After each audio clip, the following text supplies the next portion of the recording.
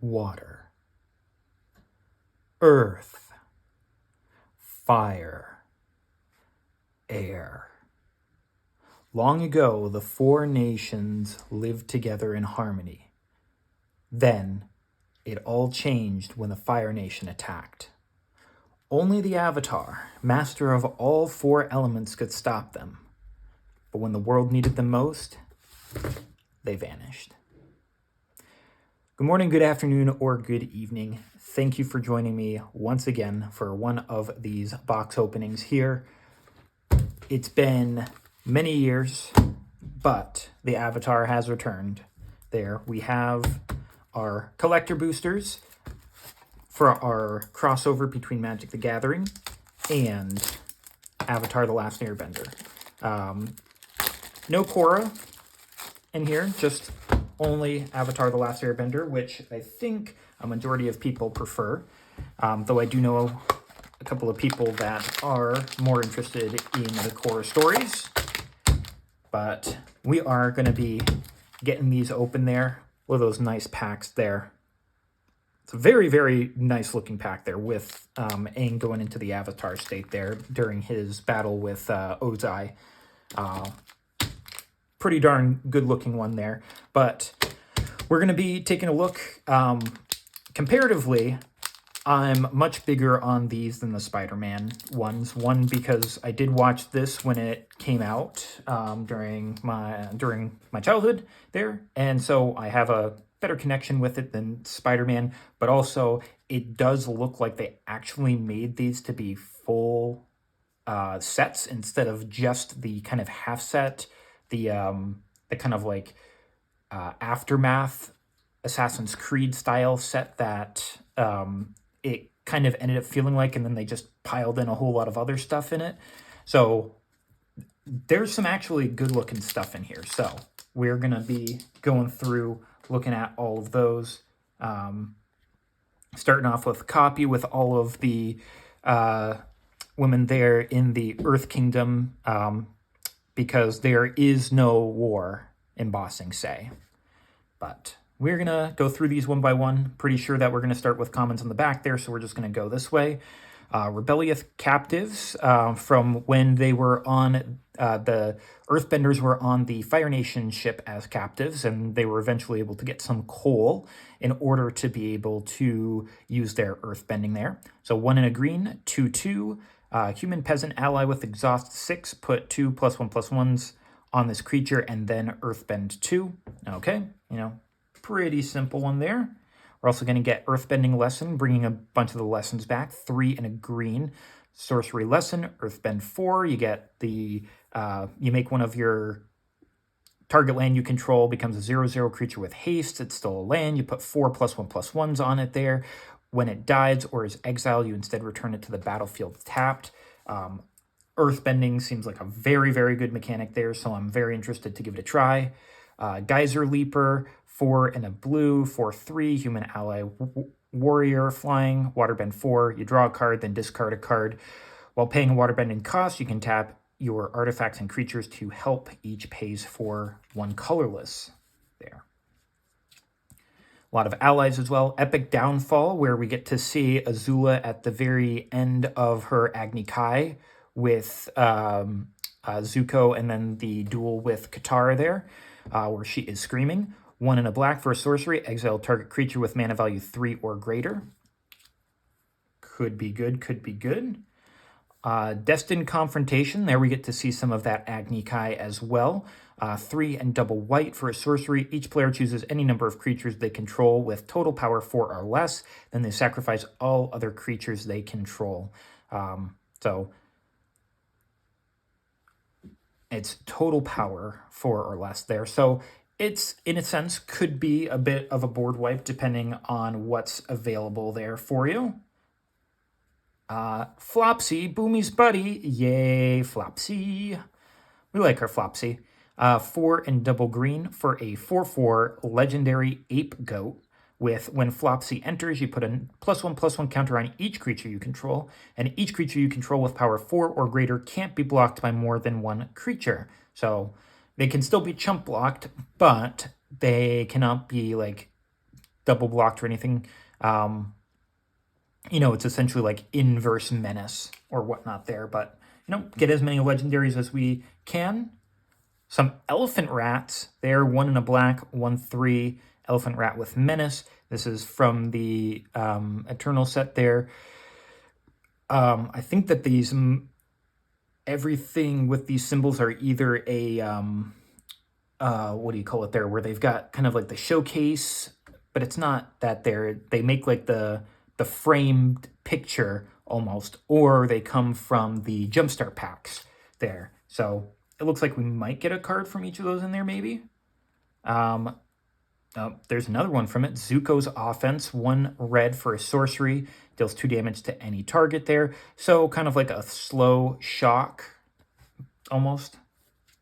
And Katara, Seeking Revenge. Okay, so this is the one where she is off to the person that killed her mother and is teaming up with... was it Zuko that she was teaming up with, or was it a Jet? I think it was Zuko. But 3 blue and black, you know, mostly Katara. 3 were a hybrid blue-black. Mostly Katara would be pure blue or blue-white, I would imagine, or I think she can be white, blue, green, maybe, but blue and black is very specific during this particular era where she did find the person that killed her mother there. So she is a 3/3 legendary human warrior ally. As an additional cost to cast a spell, you may waterbend 2. When Katara enters, you draw a card, then discard a card unless her additional cost was paid, and Katara gets +1/+1 for each lesson card in your graveyard. Yep, I mean, it's nothing super special. It's 4 for a 3/3 that can be a bit bigger depending on if you've got lessons in your graveyard there. She loots unless you pay the additional 2 on her there. But, you know, we're getting cards there, which is nice. We got a little forest. In this case here, this is going to be the lion turtle. We're going to be looking for as many of these as we possibly can. They're not specifically this, but, you know, like if we can get all of the different full arts there, just because I like getting all of the different artworks there. But the lion turtle does look nice, and should be getting all of our great stuff here. First up, the Mechanist, Aerial Artisan, 2 in a blue for a 1/3 legendary human artificer ally.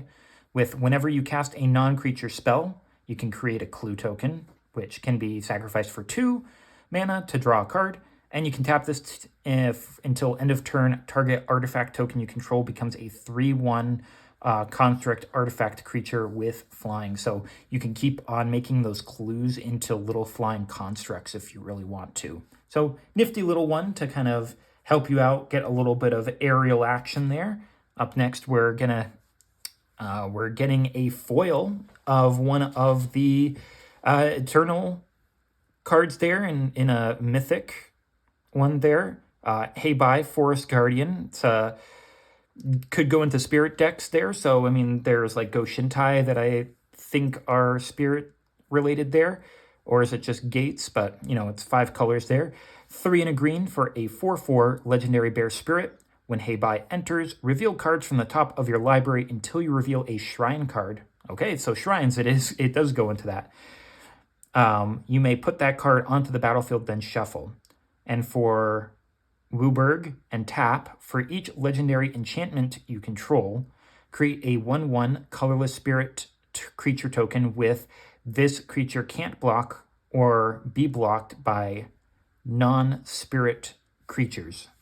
Okay, so depending on how many legendary enchantments that you get, for say like Great Henge would be one there, or you know, any legendary creatures, like enchantment creatures there, like the Gods of Pharaohs, you know, you can get some extra beaters down for that.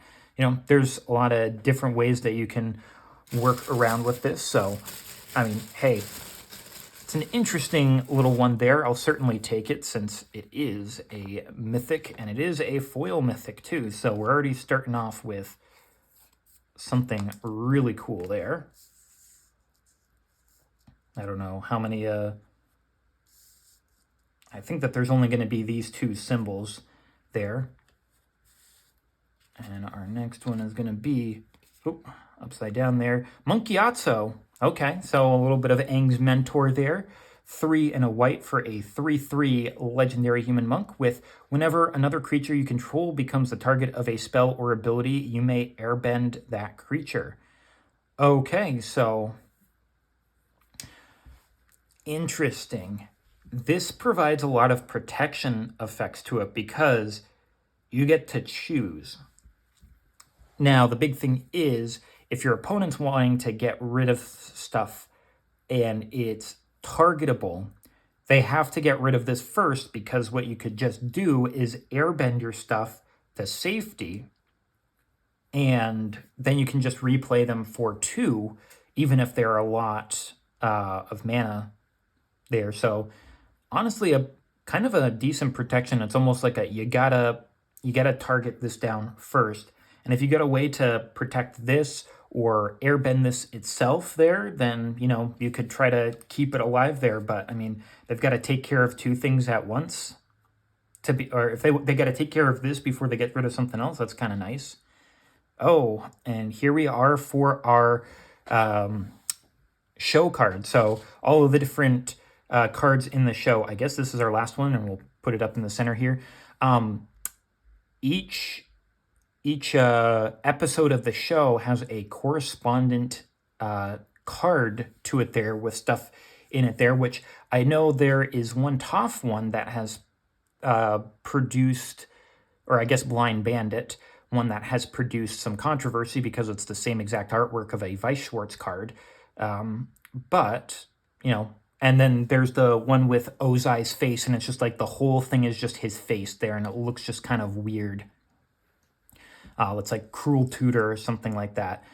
But, you know, I'll certainly take these. So B2 Earth Chapter 32. So this is from episode 32 there. So Book 2 Earth Chapter 32. Nice. So we'll certainly take this. It's a copy of, so it's Monstrous Servant, but it's a copy of Koma, the Cosmos Serpent, which I can always use more of there. 3 double green, double blue for 6/6 Legendary Serpent that cannot be countered. At the beginning of your upkeep, you create a 3/3 blue serpent creature token named Koma's Coil, and you can sacrifice another serpent to choose one. Tap target permanent. Its activated abilities can't be activated this turn, and the monstrous or you can have Monstrous Serpent gain indestructibility until end of turn. And my apologies, it's not at the beginning of your upkeep, it's at the beginning of each upkeep. So, you know, by the time it gets back to you, you get 4, and you can, you know, tap permanents and make their activated abilities unable to activate there. That includes mana abilities there. So you could tap down the lands if you really wanted to. Or you can give this indestructible if they're trying to get rid of it. So glad to get that as well. And it looks like for our little token there on the back of copy, we have a little bit of a Firebending 1 soldier from the Fire Nation. And for our final card here, we're going to be getting, Iroh Grand Lotus in the showcase frame there. Very nice artwork with all of that there. It does denote that he is a firebender, even though he is multicolored here. So Iroh Grand Lotus is going to be 3, a green, a blue, and a red for a 5/5 legendary human noble ally with firebending 2. So whenever he attacks, he will generate 2 red mana that will drain out of the mana pool at the end of combat. So you have to use something by the time that he does that there. Additional effects. During your turn, each non-lesson instant and sorcery card in your graveyard has flashback. The flashback cost is equal to that card's mana cost, so that's something you can use your red on there, in addition to any other stuff that you've got. And during your turn, each lesson card in your graveyard has flashback 1, so you could, you know, spend the 1 mana to get a lesson card back if you really wanted to. So really nice getting some alternate artworks there. We'll certainly take that. All right, starting off pretty decent there. I mean, we have a Koma And we've got a foil Heibai, which is nice. What can we get next? We've got an ally, just a 1/1 ally creature token there. And so, first up, we're going to have a little bit of octopus form there. Katara fighting off some of the, I'm trying to remember what they're called, the Dai Li. Yeah, when I think that they're trying to rescue Jet, maybe. 1 blue for an instant lesson. Target creature you control gets +1/+1, gains hexproof until end of turn, and you untap it there. Not too shabby for a lesson. You know, it's a nice little cantrip there. A little bit of Corrupt Court Official. Something about this Wheel of Punishment is familiar, but it's been a while since I've watched Avatar, so I don't quite remember which episode this was from. 1 and a black for a 1/1 Human Advisor with when this creature enters, target opponent discards a card. Okay, you know, kind of good to get an opponent to discard 1 in a 1-on-1, but in Commander, not that great. A little bit of Deadly Precision with Mai on there, shooting off some of her darts at Katara there. 1 black for a sorcery. As an additional cost to cast this spell, pay 4 or sacrifice an artifact or creature, and you get to destroy target creature. So it has a little bit of that bone shards effect there, but you have a lot more diversity in how to pay the cost. But I think the offset is, or maybe bone shards is a sorcery. I can't quite remember, but yeah, I mean, in a deck that wants you to sacrifice artifacts or creatures in some sort of aristocrat style, being able to do that is nice. You know, you get rid of your thing, get rid of some of their things, and then you also get benefit from deaths. We're also going to get an Invasion Submersible, 2 and a blue for a 0/0 artifact vehicle.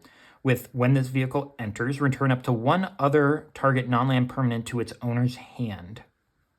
That could be yours, it could be someone else. And for Exhaust, Waterbend 3, this vehicle becomes an artifact creature. Put 3 +1/+1 counters on it. Okay, so it's a weird vehicle in that you cannot crew it at all, but you can make it permanently a creature in the future there.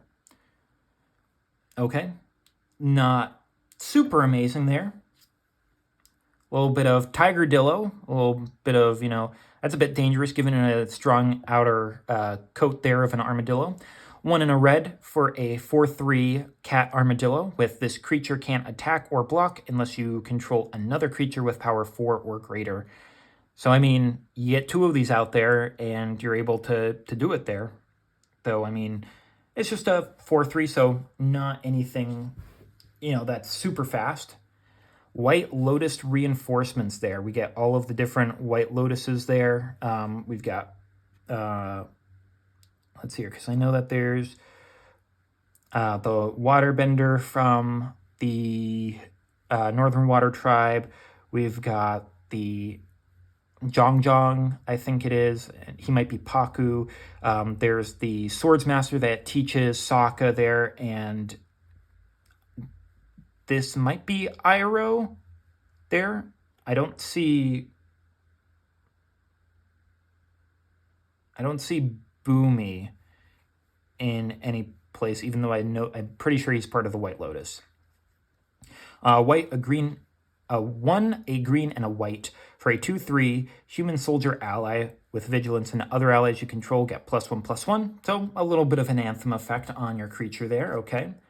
And from our Eternal series, we've got Giant Fly, 2 and a black for a 2/2 insect with flying, and whenever you sacrifice another permanent, this creature gets +1/+0 until end of turn, kind of like with the this Deadly Precision there.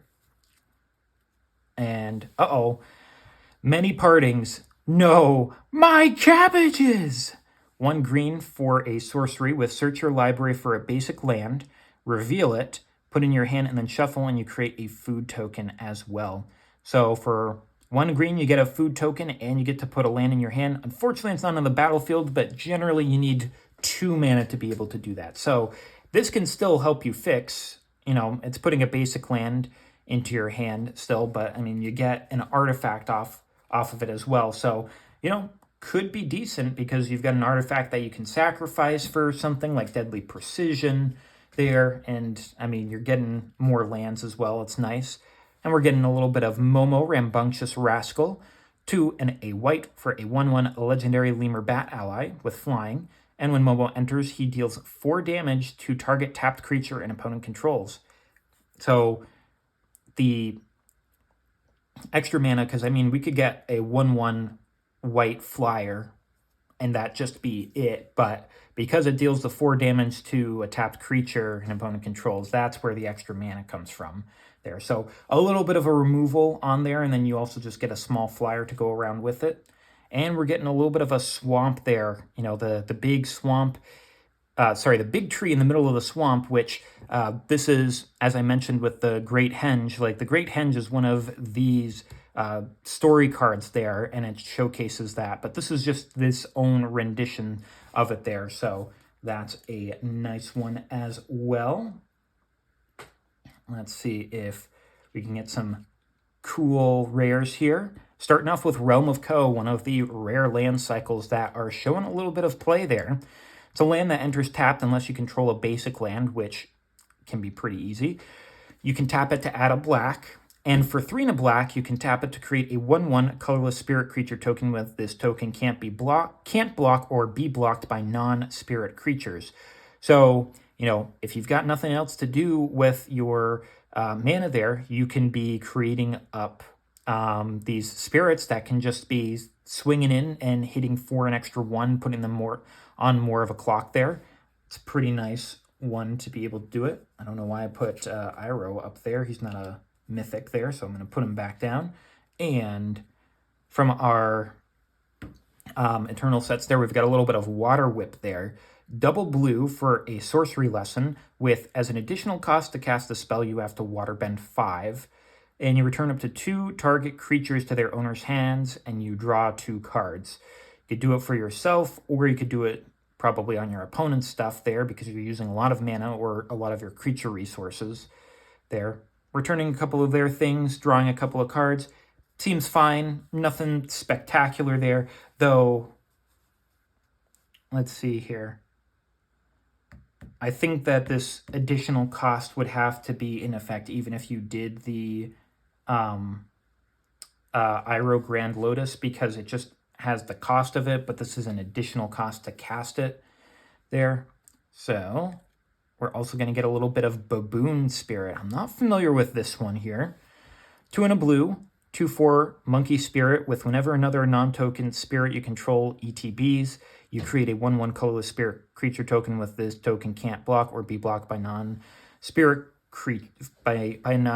creatures there. Okay, so I mean that seems fine. Anytime that but it has to be a spirit specifically there that you put in. Still, I mean that's a lot of extra spirits you could get. 3 and a blue, exile another target creature you control, return it to the battlefield under its owner's control at the beginning of the next end step there. So again, this is ETB, not cast, so you can use this effect to protect one of your things, exiling it, or, get ETB triggers. But then along with it there, you can, it'll come back in. If it's a spirit, you get this. Works very good with Hey Bye there because Hey Bye is a spirit and it has an ETB trigger, so you use the 4 to be able to bring it back in.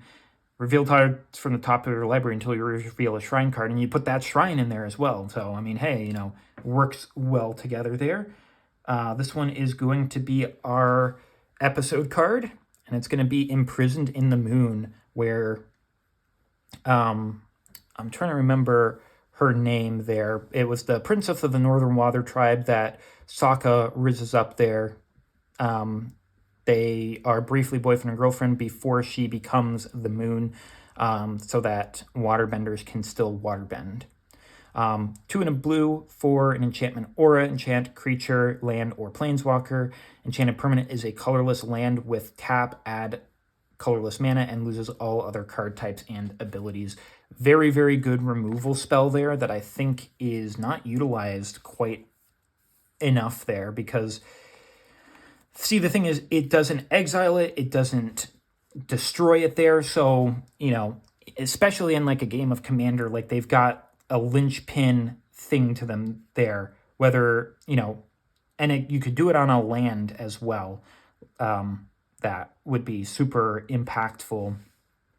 Or, a creature, as in like their commander, you can just be like, okay, your commander's gone until you get rid of this enchantment. It's a pretty dastardly thing to do, but, probably good. Clue token there as our backside of that ally token. And our final card is going to be a Boiling Rock Rioter. Not completely familiar with this one here. I'm not too familiar with the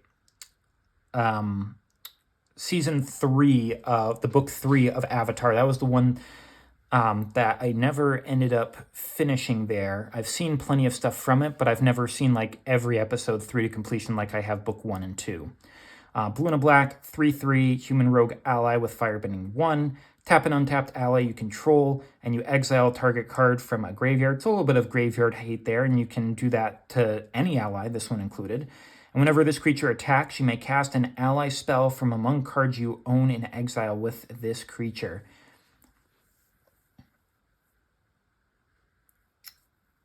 Cast an ally spell.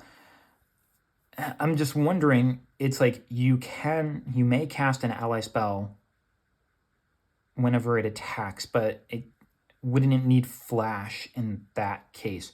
I'd want to look up the rulings on this because it feels like you would need flash to be able to cast that ally, but I mean, hey, tap an ally to exile an ally from your graveyard and then be able to cast it again. That's actually pretty nifty there. Like, pretty good in an ally deck there. The firebending one will help to cast it there. I just want to know if that effect continues on for the rest of the turn, or you have to be able to do it when that comes in. Alrighty, on to our next one there. Oh, we got a little bit of Sokka, Tenacious Tactician there. So we got a little art card instead of a token there. Starting off with a little bit of Boomy Bash. Good old Boomy. 3 and a red for a sorcery. Choose 1. Boomy Bash deals damage equal to the number of lands you control to target creature, or destroy target land, creature, or non-basic land. Only problem with the destroy target land creature is that it'll still come back. It's probably better to destroy the non-basic land if you're going to be using this.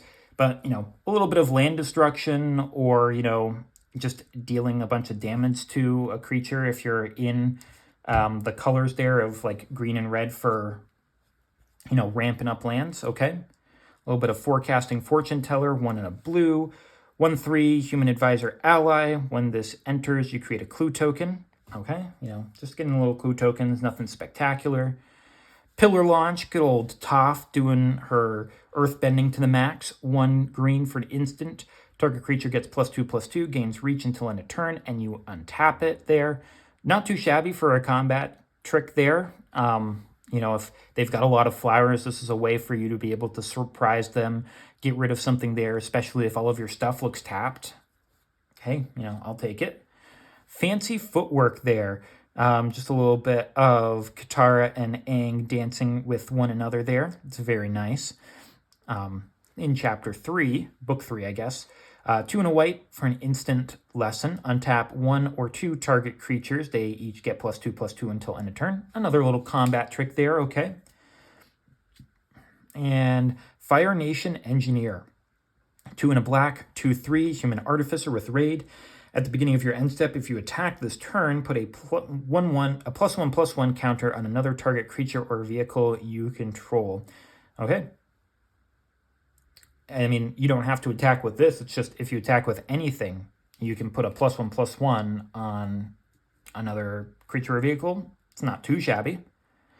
A little bit of Cruel Administrator. 3, a black, and a red for a 5/4 human soldier with Raid. When this creature this creature enters with a +1/+1 on it if you attack this turn there, so, a bit more. Whenever this creature attacks, you create a 2/2 red soldier creature with firebending 1, like we saw on the on our token there. So we do have at least one of the cards that makes it. It's not too bad there. A little expensive, but if you can get it out there, can create some other stuff, get some extra mana. Inspired Insurgent, 1 and a white for a 2/2 human peasant ally with 1, sack this creature, destroy target artifact or enchantment there. Not too bad. Again, in an aristocrat style deck, and you're sacrificing this to get rid of something there. You get some stuff if something dies. Capital Guard, 1 and a red for a 2/2 creature human soldier, and that's it. Just a little foil guy. Hog Monkey Rampage, not the Hog Monkeys. I think this is from when they had the zoo. They were trying to make the zoo there. 1 and a hybrid green-red for an instant. Choose target creature you control and target creature an opponent controls. Put a +1/+1 on the creature you control if it has power 4 or greater, and then the 2 creatures chosen fight each other. So, you want to do this on a creature you control with power 4 or greater, just so that you can remove something from your opponent there. But, make them a little bit bigger, do a little fight spell. Generally a fight spell is, 1 and a green, or sometimes a singular green. So putting an extra 1/1 on it, helps it out a little bit. And another forest. Okay, so a different type of forest. Well, we'll be hoping to get all of the different ones there since we got 1 swamp. I wonder how many different ones that they are. I'm just going to take a quick look at this Lion Turtle one. Lion Turtle has 296. So there's a possibility, and this is 291. So there's a possibility that there's a ton of these ones here, unless it's because this swamp one is 289. So they might be just 2 types, but it's just like it might be put in like plains, island, swamp, mountain, forest. Maybe there's 3 different types, and it's 1 for each of the what would you call it there, for each of the books there, potentially. That's also an option there of, each one could represent, there could be 3 different full lands, each representing a different book there. For our first rare, we've got a little bit of Suki, Courageous Rescuer, 1 and double white for a 2/4 legendary human warrior ally. Other creatures you control get +1/+0, and whenever another permanent you control leaves the battlefield during your turn, you create a 1/1 white ally creature token. This ability triggers only once each turn. And again, I think that this is towards the end of the season where they're assaulting the blimps that they are going to be using to essentially try to fly across the continent there and raise everything down with Sozin's Comet there. So, we'll certainly take that one there. Got our allies there. Oh, we got a little bit of Chong and Lily Nomads. The secret tunnel through the mountains. Secret tunnel. 3 and a red for a 3/3 legendary human bard ally with whenever 1 or more bards you control attack, you choose 1. You put a lore counter on each of any number of target sagas you control, or creatures you control get +1/+0 until end of turn for each lore counter among sagas you control. Okay, interesting. So you can choose to have your sagas come to better fruition there by putting additional counters on them if you want to, or you can have your creatures get more for it. That's a very interesting effect there. I'll probably want to take a look to see if there's a way that I might be able to utilize that. Now it is mono red, so it's probably wouldn't be the commander there, because you'd have to have red sagas specifically, but it could be like a nice hidden commander essentially. And ooh, there we go, a little bit of Toph the First Metalbender. I was hoping to be able to get one of these. Toph was my favorite character from Avatar: The Last Airbender. She is 1, a red, a green, and a white for a 3/3 legendary human warrior ally. Non-token artifacts you control are lands. in addition to their other types. And at the beginning of your end step, you earthbend 2. So every turn you earthbend 2. You can earthbend all of your artifacts. So if they get destroyed, because they are earthbent, they come back tapped, but, exile or destroyed, they still come back. It's a pretty gnarly ability there. And then being able to just get the earthbending every turn is pretty darn good. So awesome card there. Our episode card is going to be Volcano of Roku's Island. So I guess you can get foil and non-foils of these. Interesting. Okay. But this is going to be a Valakut the Molten Pinnacle. It's going to be a land that enters tapped, and whenever a mountain you control ETBs, if you control at least 5 other mountains, you may have this land deal 3 damage to any target. Very good for a little bit of burn there, especially if you've got a ton of mountains in your deck there, and you can tap this for red. Not too shabby. I don't think I have a Valakut there, or if I did, maybe it's from a pre-constructed deck there. Have a little bit of our Sokka there in the book 3 there, where he's fighting with that kind of wolf helmet there. And our final card is going to be a little bit of Earthen Ally. 1 green for an 0/2 human soldier ally. With this creature gets +1/+0 for each color among allies you control. So if you get a bunch of colors in your allies, he gets more. I mean, because he's a green, he automatically starts as a 1/2 because of that.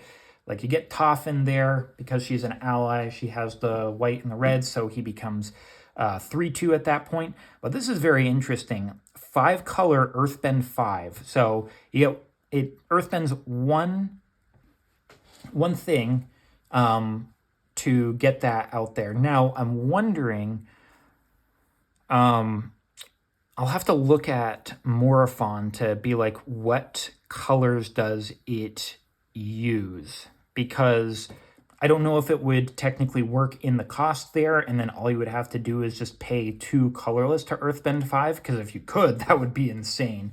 But a nifty little one there. Not one that I think will ever be used in standard there, but a nifty one that you could possibly use to protect some of your stuff, make big land creatures there. I think that it could be good. Alrighty, what do we have up next? Have a little bit of a ally there as well, different type of ally. Curious Farm Animals, 1 white for a 1/1 Boar Elk Bird Ox. A Bird Elk Bird Ox. Boar Elk Bird Ox. Wow. When this creature dies, you gain 3 life because it's basically a food, okay? 2, sack this creature, destroy up to 1 target artifact or enchantment. Okay, so it's kind of like that other one, that ally that we had in the past one from the Eternal thing. This one, Inspired Insurgent. I mean, it's a power less, it costs 1 less, but it's 1 more to pay its ability, but you get 3 life afterwards there. So very similar, but, it's like, instead of paying it here, you pay it in its activated ability, which probably, you could say it's better, but, oh, the coal. So yeah, this was from the episode with the coal as well. Okay, interesting. So 2 that kind of do something similar, except this one gains you 3 life there. How to Start a Riot.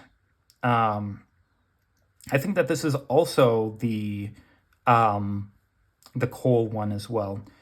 2 in a red for an instant lesson. Target creature gains menace until end of turn. Creatures target player controls gets +2/+0 until end of turn.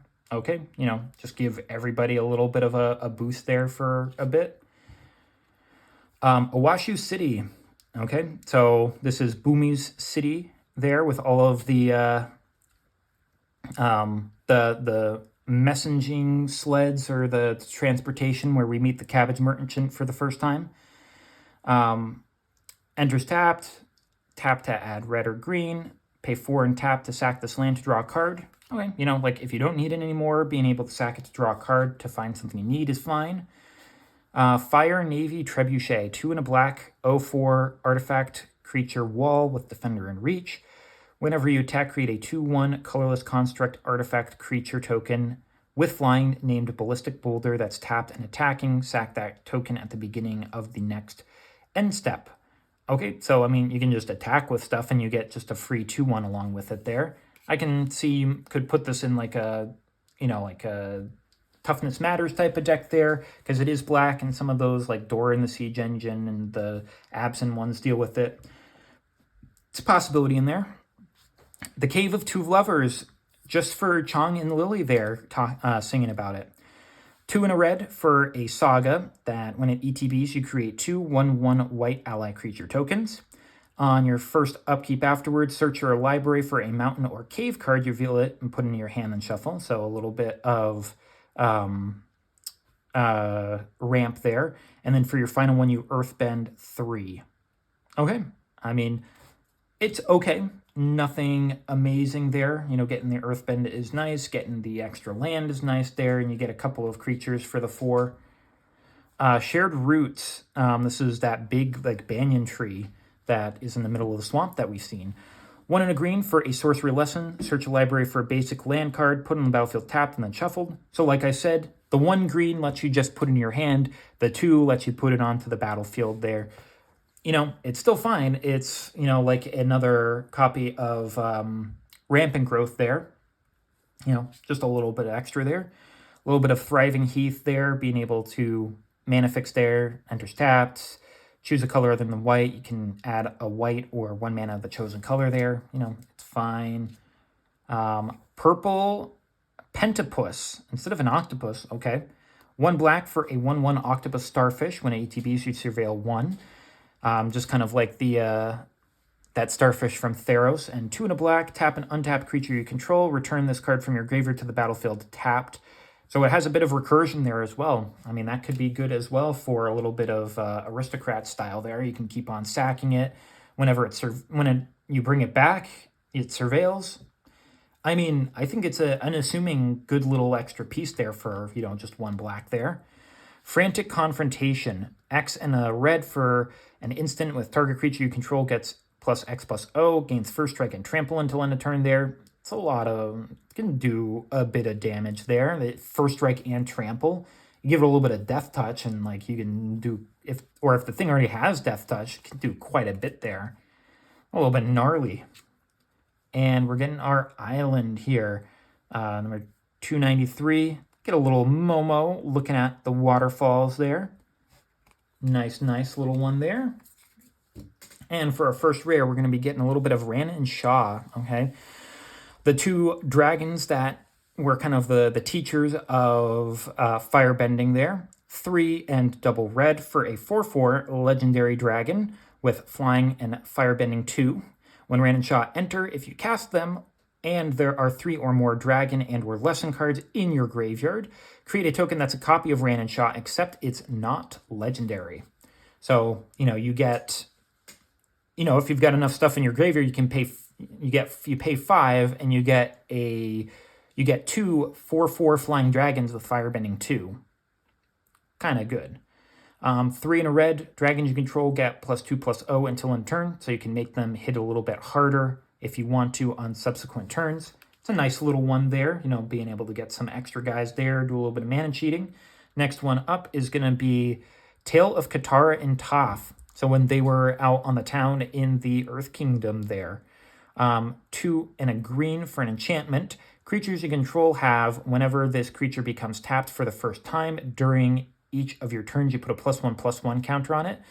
Okay, that's a nifty little one there because it goes very well with waterbending. Like, to waterbend your creatures, you tap them down and you get to put counters on them. Make them a little bit bigger for tapping your stuff there for it. Oh, I saw what that one was. And, we're getting another mythic there from the Eternal sets there. Sokka Swordmaster. 2 and a white for a 3/3 legendary human warrior ally with vigilance. Equipment spells you cast cost 1 less to cast for each ally you control, so you can potentially bring it down to 0. And the beginning of combat on your turn, attach up to 1 target equipment you control to Sokka. Ooh, very, very nice there. This is definitely one that you could run like a Voltron style with. It already has vigilance, so can tack in with it. I mean, just gotta try to get something like Swiftfoot Boots or Lightning Greaves on it to give it haste. And then, well, you wanna, let's see here, Lightning Greaves I think are the ones that have hexproof, because you shouldn't have Shroud on it or you won't be able to equip things to it there. But, you know, it could be very good as a Voltron type of commander. I'll have to try to think of that one there. Now, because it is out there, we'll take a look at it. Clue, a little bit of Pie Showpiece. But because we've got this double-faced one, we do have an Aang Swift Savior.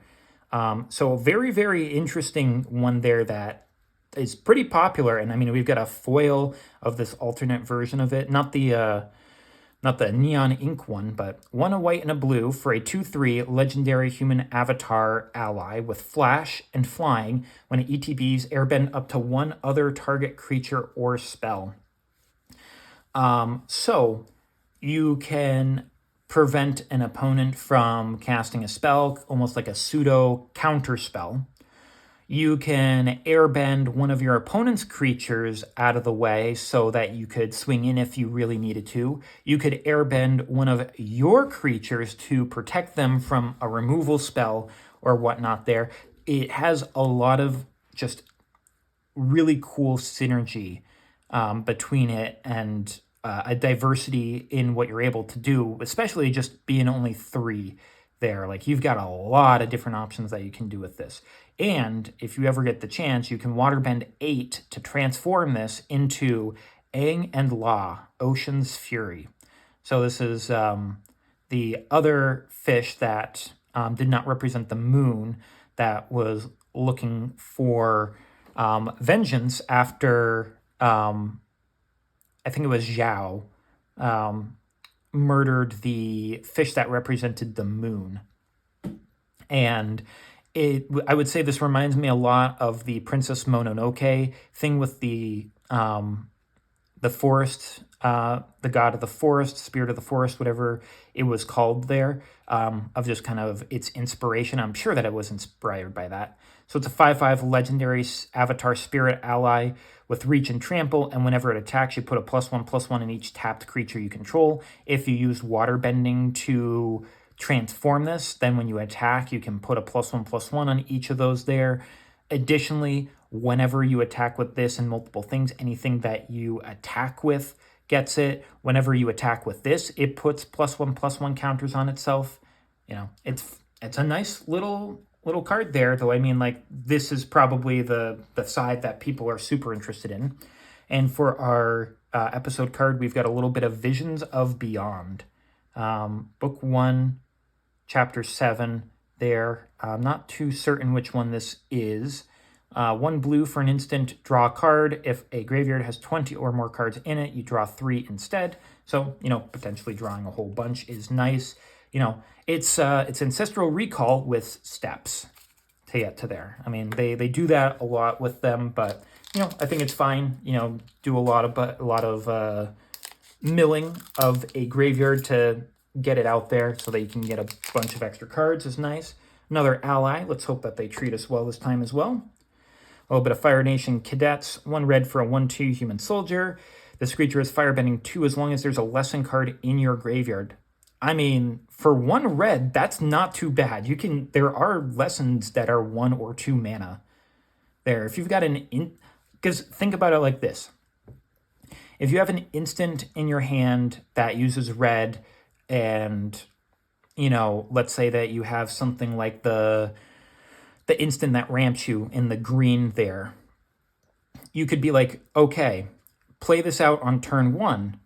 Turn 2, you play the lesson that ramps the card onto the battlefield, or it could just be the one that's 1 green, and then you have 3 left over there, and you put the land into your hand. I mean, it doesn't matter which one it is, because then you can attack in with this. You get the firebending 2, and then you can play the instant that's 2 or 3 if you use the 1 mana one. I mean, it could be like, again, I think that could be a little bit of a sleeper one of like getting a little bit of aggressive, putting things out there, especially if you have things with flash. Watery Grasp, a little bit of... Is this a little bit of removal? Yeah, it's a little bit of removal. Kind of. 1 blue. This is where... Let's see here. This is Katara fighting Azula in the Earth Kingdom in Book 2. Enchantment Aura, enchant creature. Enchanted creature doesn't untap during its controller's untap step. And you can waterbend 5. Enchanted creature's owner shuffles it into their library there. So you can tap something down and it won't untap. It doesn't tap something down. If something is already tapped, this taps it down. And additionally, you can waterbend 5 to remove it if it's got like a good ability. So, I mean, you can hold off on that or, use it instantly there. But that's an option. Foggy Swamp Vinebender. A very interesting one there where it was this like extra water bending technique that was developed that you don't really see again. 3 and a green for a 4/3 human plant ally. Can't be blocked by creatures with power 2 or less.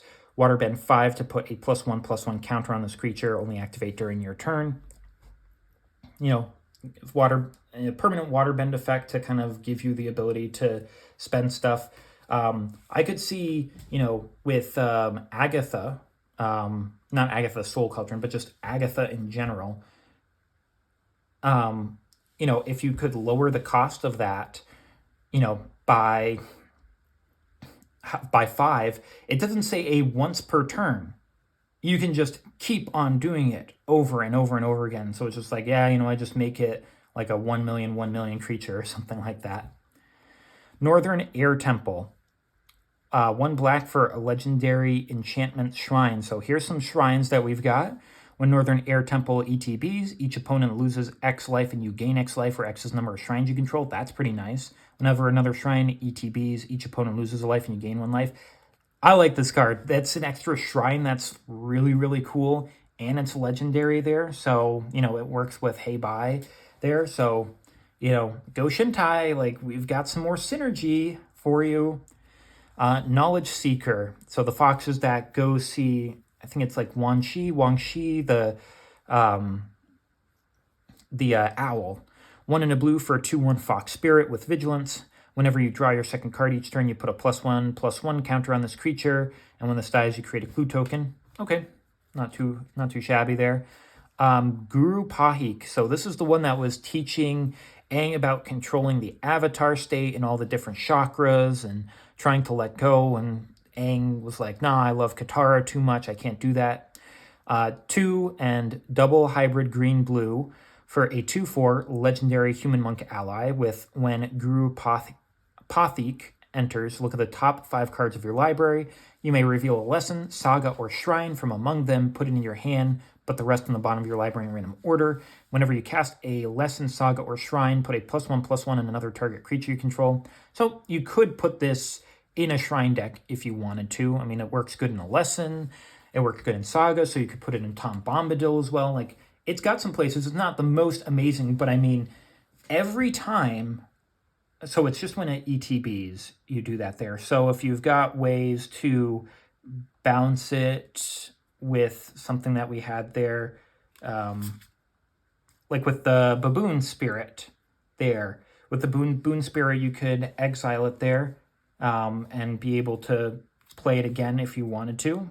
I mean, it's an option. A little bit of Brainstorm. We always love a bit of Brainstorm action there. 1 blue, instant, draw 3, then put 2 cards in your hand on the top of your library in any order. Always new artworks are good. This was in that Owl's library. They were taking a look at different histories, and they found out about the solar eclipse and I think the meteor as well. The Art of Tea, Iroh and Zuko having their little tea shop, and Zuko found a little bit of love in there as well. 1 and a green, instant lesson, put a +1/+1 on up to 1 target creature you control, and you get a food token. Eel Hounds. Now, I heard that this one is very, very good in limited play. 3 and a green, 4/2 fish dog with trample. When this creature attacks, another target creature you control gets +2/+2 and trample until end of turn there. Yep, a trampler with a lot of power, give another thing trample and a lot of power there. I mean, you can remove a couple of things through combat. And another island here. This time it is going to be the Fire Nation ship, getting stuck in a little bit of the icebergs there. This one has Appa on it there, and this one has Momo. So I know that some of them, Lion Turtle didn't have any of them there. The swamp had Appa, and this island did not have. Oh, no, Appa is right there. This is a forest. Oh, and the Lion Turtle was a forest as well. So it looks like maybe there's one with Appa and one without Appa, maybe? We'll have to see. I mean, something is going to come to fruition. We'll see. Okay, first rare is going to be Tai Li Chi Blocker. Also another like early childhood crush there. She's really peppy and whatnot there. 2 and a blue for a 2/1 legendary human performer ally with Flash. Another Flash creature is good. Prowess. A little bit of monk stuff. When she ETBs, tap up to 1 target creature you control. It doesn't untap during its controller's untap step for as long as you control Tai Li. So it just remains permanently tapped until Tai Li goes away. Very interesting, very interesting. We're also going to get a little bit of Lost in Memories, a little bit of Zuko thinking about his mother. 1 in a red, enchantment aura with Flash. Enchant creature you control. Enchanted creature gets +1/+1 and has whenever this deals combat damage to a player, target instant or sorcery in your graveyard gains flashback until end turn. Flashback cost equal to its mana cost there. Again, not too shabby. I mean, if you've got put this on something with trample there, or you can flash it in on something that's already tapped and attacking and goes unblocked, just being able to give something a sorcery and instant flashback every turn is kind of nice. I like it. Another Realm of Ko. Okay, was hoping that we might get different stuff here. This is our first kind of repeat there, but the lands are supposedly good there, and I mean it's a black land. You can put it into a lot of different decks there, and it just creates extra spirits for you. Alrighty, so our episode card is going to be a little bit of Shattering Spree. 1 red for a sorcery, destroy target artifact, and you can replicate it for red. So you can, I believe, pay its replicate cost as many times as you wish to. So for as many red mana as you're willing to pay, you can destroy as many artifacts as you want.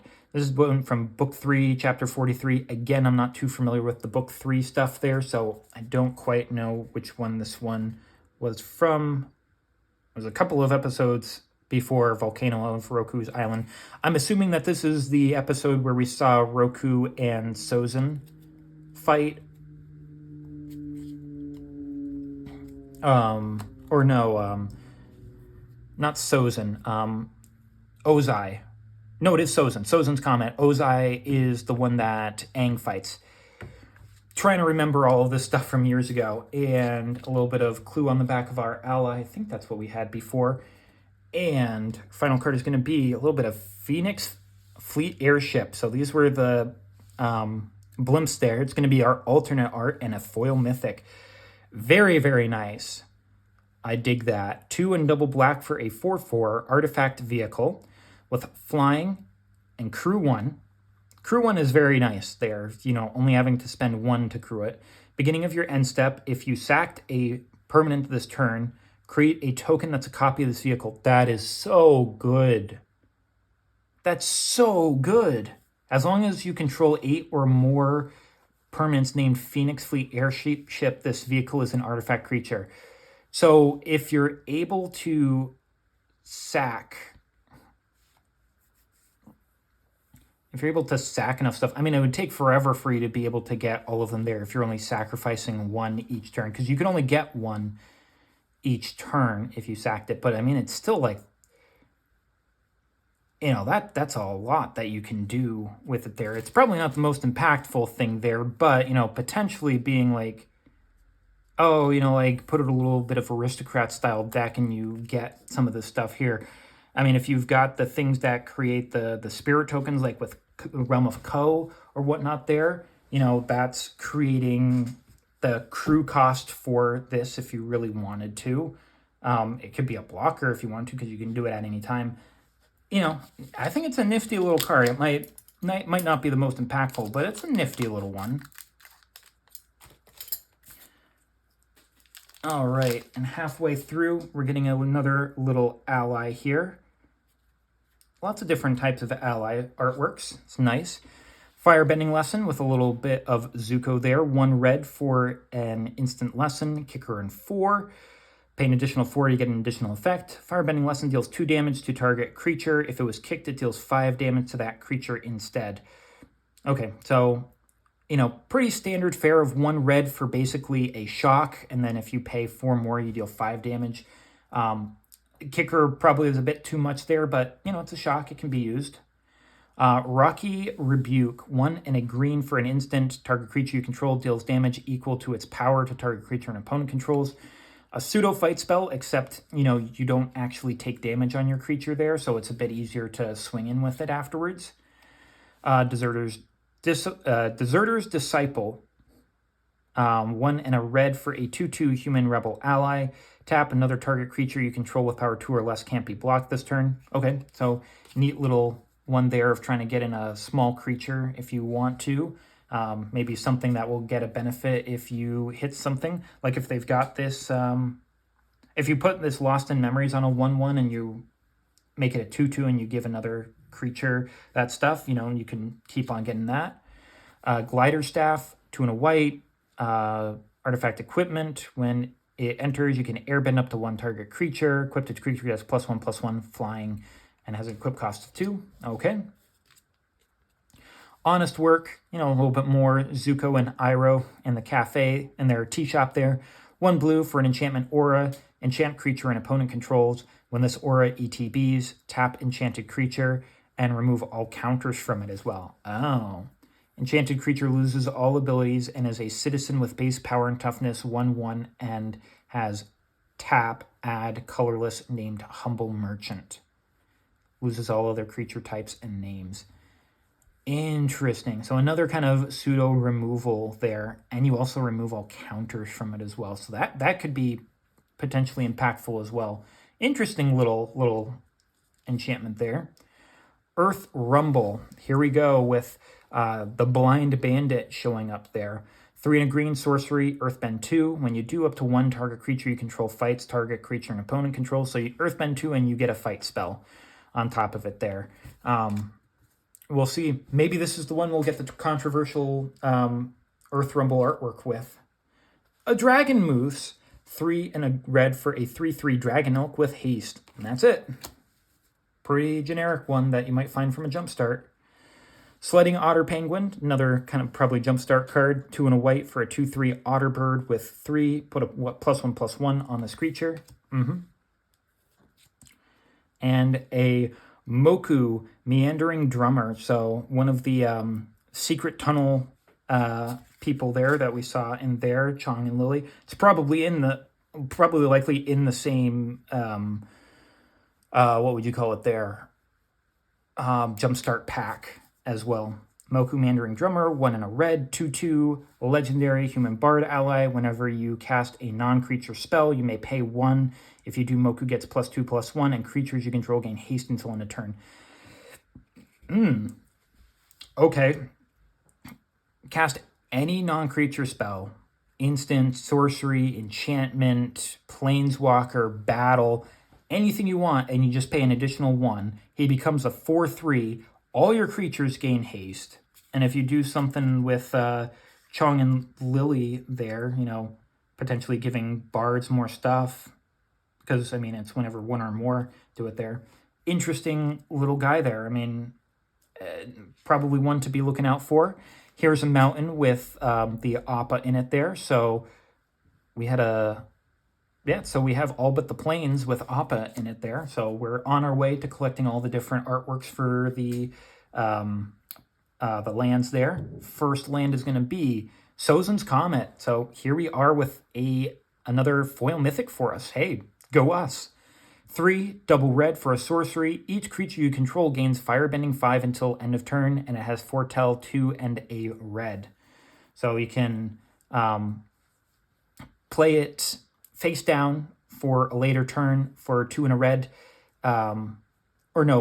You play it face down for 2, and you can cast it for 2 and a red on a later turn. If you attack in with a few things, get the 5 red mana there. Could be very good there. So it's one that I am interested in, especially if you've got a way to be able to use all of that mana. Like if you need a bunch of red mana, like that would be an interesting one to use it for. I'm actually probably just going to take this, this Aang one, and I'm going to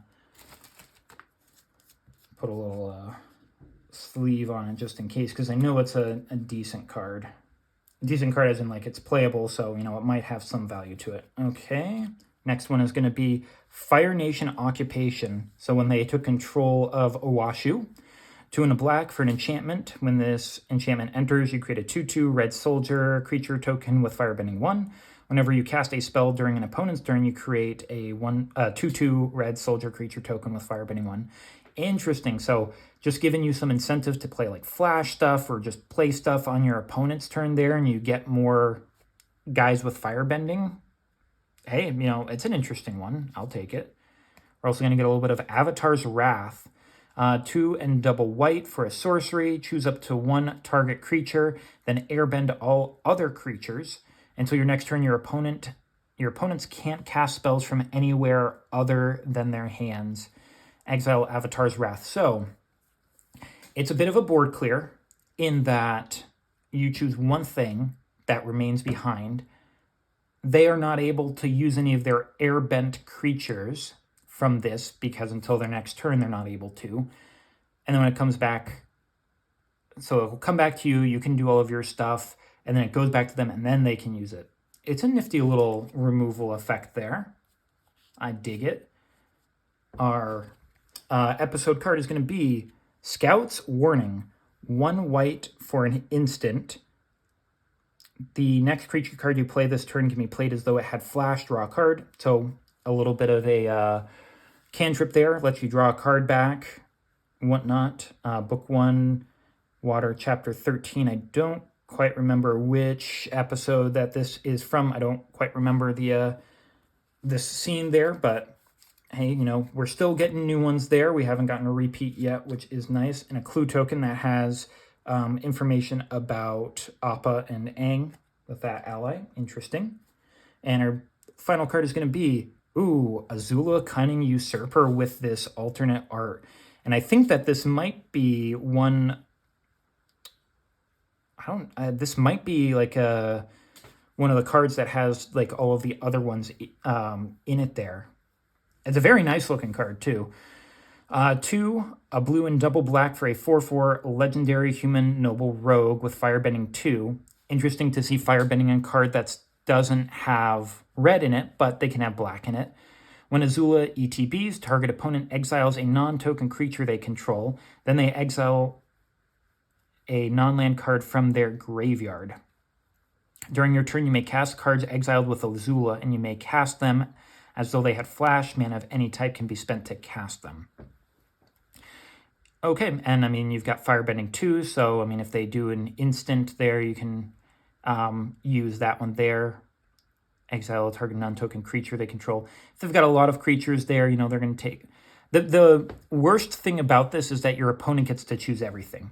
They get to choose what gets exiled from their stuff, their graveyard, and from play. So it's nifty, but it's a bit limited. Okay, now that we're halfway done, we've got 6 remaining left. Hopefully we can still get some good stuff. We've got a Kiyoshi ally this time. Haven't seen that one yet. Callous Inspector. 1 black for a 1/1 human soldier with menace. When this dies, deals 1 damage to you, and you create a clue token. Okay. Lost Days.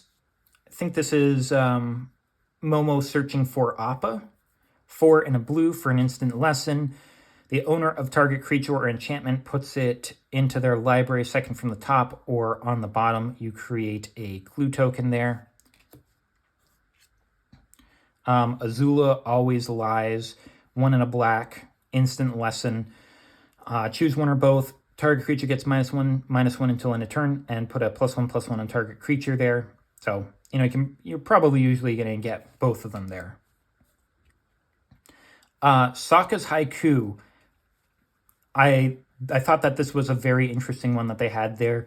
3 and double blue for an instant lesson. Counter target spell, draw a card, then mill 3 cards, untap target land.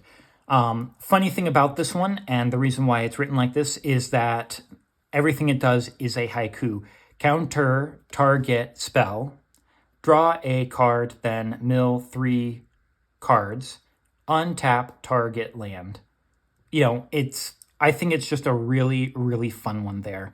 You counter something, you get to untap a land afterwards, you draw a card, and you're milling some stuff there. It's just a really fun card. Just like if we get it, it'll quench you. It's a nice little one there. Combustion Technique with Sparky Boom Boom Man.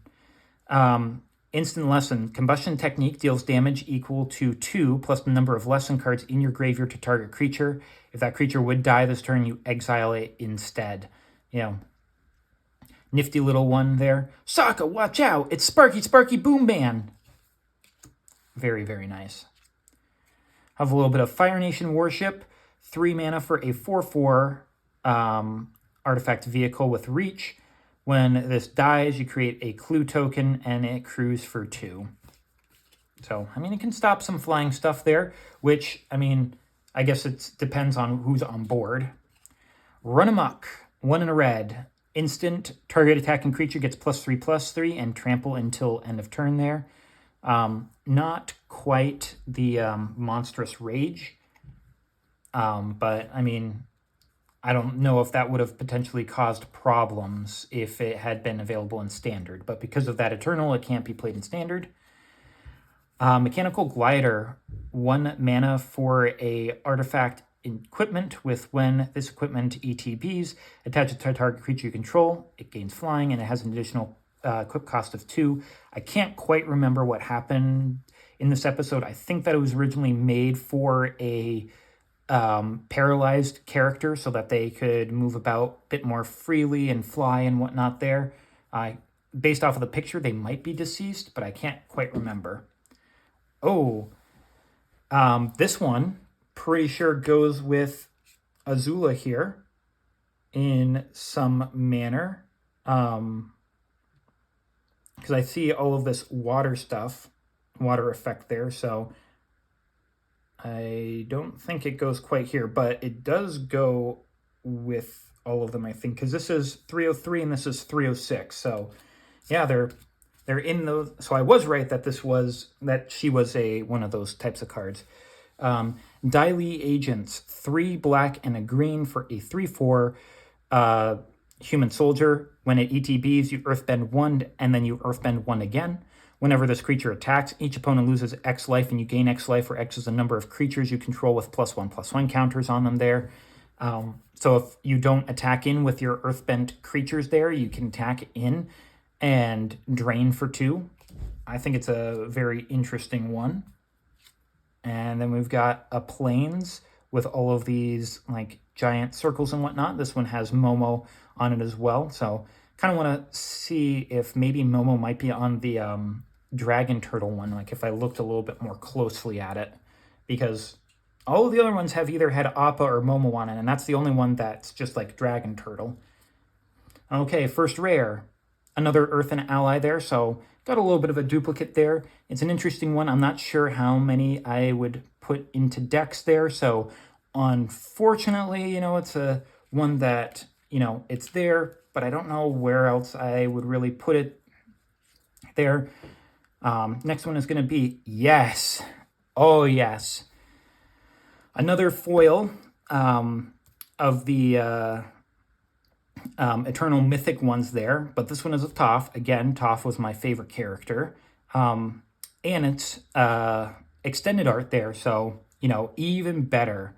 Toph Earthbending Master, 3 and a green for a 2/4 legendary human ally warrior with landfall. Whenever a land you control ETBs, you get an experience counter, and whenever you attack, Earthbend X, where X is the number of experience counters you have. So you know, you can pair this up with another thing that gives you experience counters like Marin, like Azuri, you know, anything that has green in it there. And this could just be an additional card that's in there to be like, yeah, you know, I'm just going to get a bunch of really big lands as well because I've already got a bunch of experience counters. Oh, that's so good. I'm so glad to get this one. Thank you, Toph, for showing up. Oh, that wasn't even our last card. I was going to go on to get another one. No, we've got more cards here. Up next, we're going to get a little bit of Elemental Teachings. 4 and a green for an instant lesson. Search your library for up to 4 land cards with different names and reveal them. An opponent chooses 2 of those. Put the chosen ones into your graveyard and the rest on the battlefield tapped and shuffled.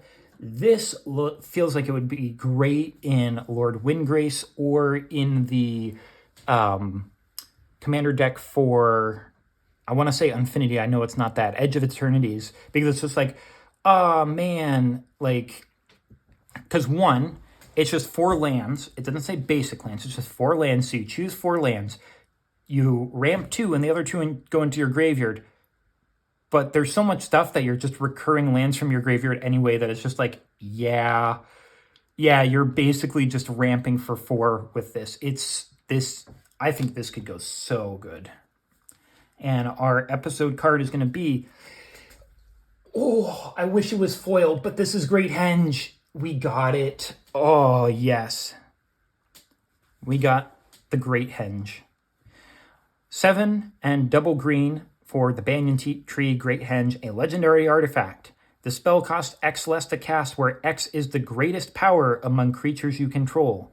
You can tap to add green and gain 2 life. Whenever a non-token creature you control ETBs, you put a +1/+1 counter on it, and you draw a card. Probably one of the most insane green artifacts, and probably one of the most insane that there will ever be, because it's just like, you're going to have big stompy creatures anyway, so it's going to cost very little to play. You get 2 extra mana and gaining 2 life whenever you tap for it. Your creatures get bigger and you draw cards off. It's just so good. It's so good. Get another clue token, this time Air Temple 1 on the back of this Kyoshi ally. We got Toph Earthbending Master. We've got Banyan Tree. And, you know, this Elemental Teachings, like this Earth and Ally is like, oh man, we've got this already. But it's just like the rest of the stuff was so insane. Final card. Oh, and it looks so good too. Ah, yes. And this is also in kind of like a little bit of a artsy card there, where there'll be a card here that's Final Agni Kai, and then there's going to be a Grixis Azula on this side. They're depicting their Final Agni Kai. Fire Lord Zuko, red, a white, and a black. 2/4, legendary human noble ally. Firebending X, where X is their power. Bigger that you get, the more extra mana that you get. Whenever you cast a spell from exile, and whenever a permanent you control ETBs from exile, put a +1/+1 counter on each creature you control. Now, Angie Falconwrath is black and red. I feel that you could probably put this in something like that there. Similarly, you know, a deck that has Madness in it, or Mayhem from, you know, the Green Goblin stuff there, where it's just like, yeah, you know, like I'm discarding cards, they go to exile, you've got Passionate Archaeologist as well, and then you're getting a bunch of extra mana from Zuko Firebending, and then during your combat, you do something like Angie to discard a card with Madness on it there, and it goes into exile, and then you can play, and then you're hitting something with Passionate Archaeologist. You get +1/+1 counters on your stuff because you're doing that there. It's whenever you cast something in exile and whenever a permanent enters from exile. So if you have a creature that has that Madness cost there, it's very important, because if you have a creature, it should activate this twice because you're casting it from there and it enters. I think that this card is super good, and I want to make a modified Angie deck around Fire Lord Zuko as the commander there. So getting some other cool stuff there. You know, Azula Cunning Usurper probably is not the most expensive one there, but I'm going to put it in here anyway, just because it's that kind of alternate art showcasey one there. I guess I could do the same for Iroh if I wanted to, but I'm going to leave it as it is. Insane pack. You know, it doesn't have like one of the neon things or like one of the $5,000 Aang cards in it, but it's just like you've got Great Henge, Toph Earthbending Master, Fire Lord Zuko, and the Elemental Teachings. It's just like all of the like, and like I said, you know, this Earth and Ally, I could see it being used. I already had one though, but like everything in here, it's just like I have something that I feel like I could use it for. That was like an insanely good pack for me. Okay, hopefully we can get some other really cool stuff there, because that was insane. I think we got a double face card there. Copy with Zuko and Iroh there of the play that was going on. I'm going to yeah, we're gonna try to do something so that we don't see the final card there. A little bit of giant koi fish, 4 and double blue for 5/7 fish. You can water bend 3 so that this can't be blocked this turn, and you can island cycle it. Okay. Meandering Musicians, as we saw before.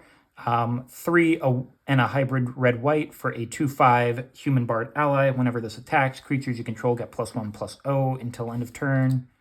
Appa's in there too. Bender's Waterskin. I heard that this one could also be pretty good. 3 mana for an artifact. Untap this artifact during each other player's untapped step. Tap to add 1 mana of any color. Okay, yeah. It's a mana rock that untaps during each turn for you to be able to use stuff. That's pretty darn good as a common. Yeah. That's pretty good. Like, I don't think that it is necessarily going to be like a standard playable card or anything like that, but in Commander, it's going to go wild, I think. I think it's going to be an amazing one that people are going to be wanting for, you know, pretty much most of their decks. Appa, Loyal Sky Bison. Yay, Appa! 4 and double white for a 4/4 legendary bison ally with flying. Whenever Appa enters or attacks, you choose 1. Target creature you control gains flying until end of turn, or you can airbend another target non-land permanent you control. I think that this is very good. You know, you can airbend stuff there, and, you know, only paying 2 for those permanents, you know, it can be considered protection, but it's hard to when it's either an attack trigger or an enters trigger. It's more of a, you know, ETB type of thing. Being able to ETB things for 2 mana, I think will be very good there. I'm interested in it. Another Hey Bye, a different version of Hey Bye, this time a lot more sinister. Hey Bye, Spirit of Balance, 2 and double hybrid white-black for a 3/3 legendary bear spirit. Whenever Hey Bye enters or attacks, you may sack another creature or artifact. If you do, you put 2 +1/+1 counters on it, and when this leaves the battlefield, put its counters on target creature you control. Okay. Interesting. I'm just trying to think if the whole ruling goes through of the hybrid mana pips that they were talking about, where I could play this in a deck that doesn't have black but does have white, or a deck that doesn't have white but does have black, or, you know, any deck that does have the Orshav colors in it.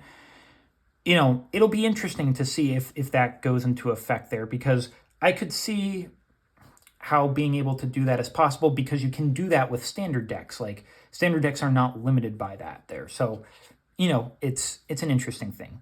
Zuko, Exiled Prince. So this is from early on Zuko.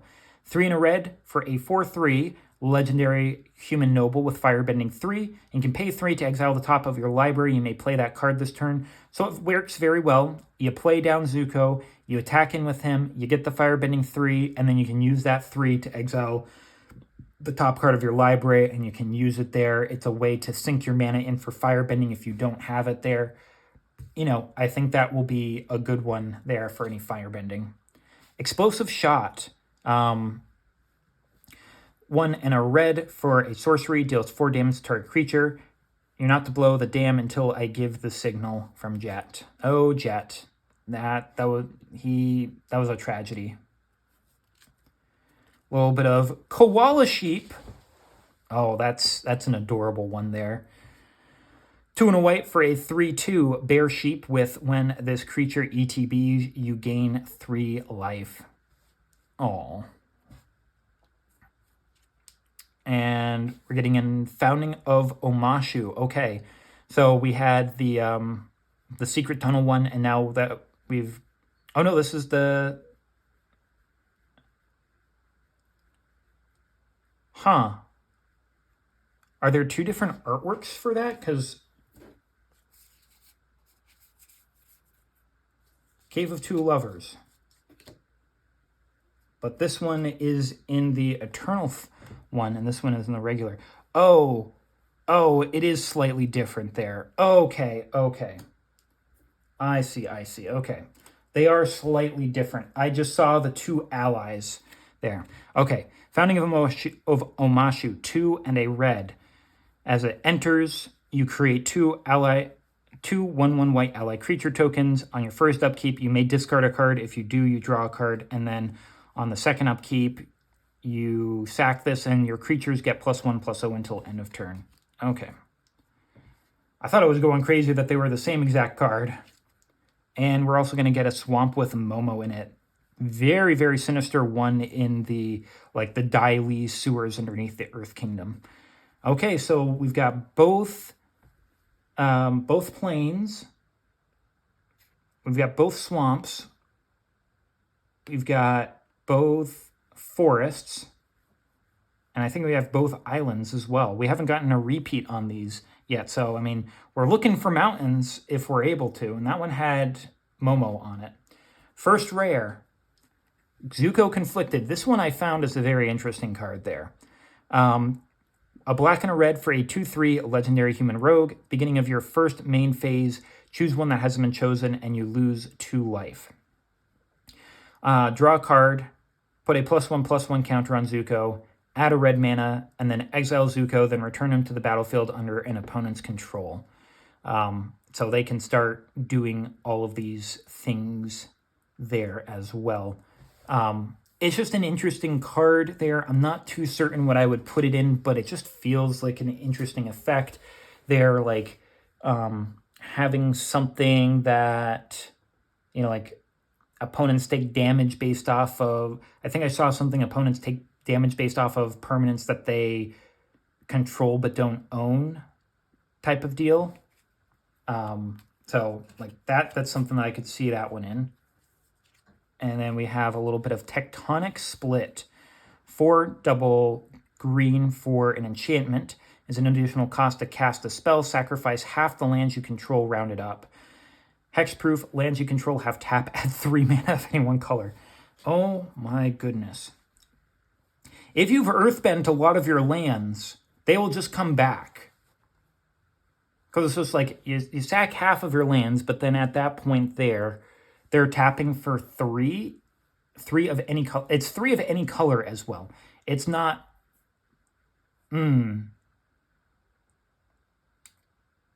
It's not that they produce 3 times the amount that they do. It's just you tap it and it produces 3 of any one color. And this enchantment has hexproof, so it's hard for your opponents to get rid of it.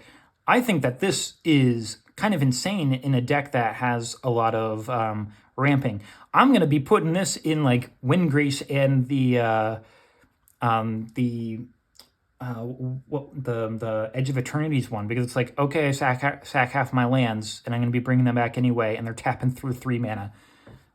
Oh my god, that's a good card. That's a very good card. Faded Firepower. I think that this is another one. This goes on the Aang and Law. Yeah, right there. I thought that this was part of something there. So it's just I don't know if maybe you need 2 or something. I don't know. Because it's just there's Aang, and Aang is in the center there. These go together. Okay, nice.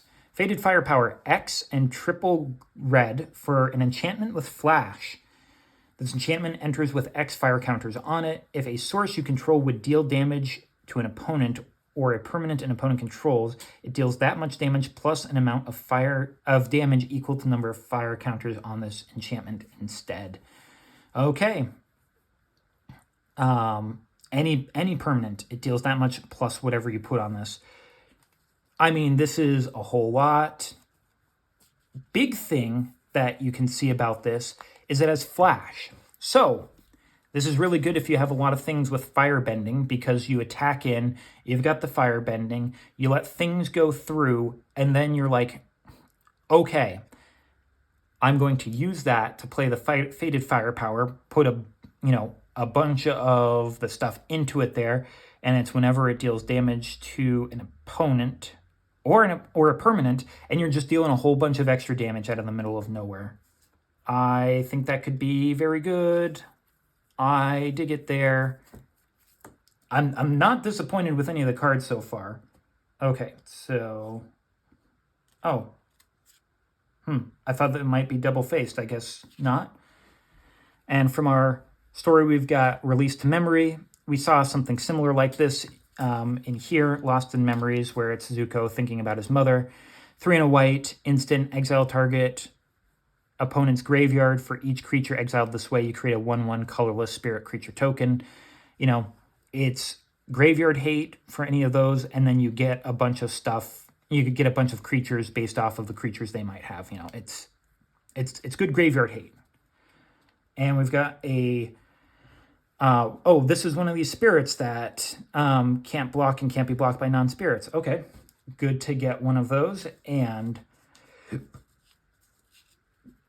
our final one is going to be a Diligent Zookeeper. Okay, so just an alternate artwork for it. I just saw all of this white around it, and I was just like, oh, this must be like a special one there. And it is. I thought it was just a double-faced one. Diligent Zookeeper, 3 and a green for a 4/4 human citizen ally. Each non-human creature you control gets +1/+1 for each of its creature types to a maximum of 10. That is really funny there. We did have that one that was like a boar, elk, bird, ox, or something like that. That had 4 different types. So it's just like, yeah, with this out on the field, that one also just gets like an additional 4/4 to it there.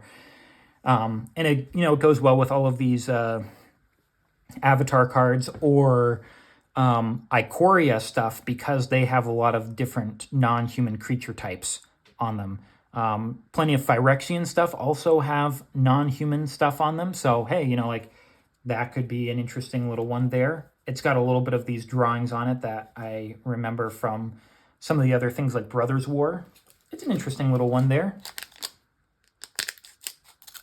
It's not a legendary creature, so you'd put it in probably something that doesn't have a lot of humans in it there. You can't put it in Winota because Winota is red and white ally, and that's basically like Sokka and Katara's father. Vindictive Warden there. Same thing from the Cole episode. 3 in hybrid black-red for a 2/3 human soldier with menace. Has firebending 1. And you can pay 3 mana, deals 2 damage to each opponent there. Again, something that you can put your firebending into if you really want to. Glider Kids, 2 and a white, 2/3 human pilot ally with flying. When it ETBs, you scry 1. Okay. Waterbending lesson. Okay, so we've got the 3 different non-airbending lessons there.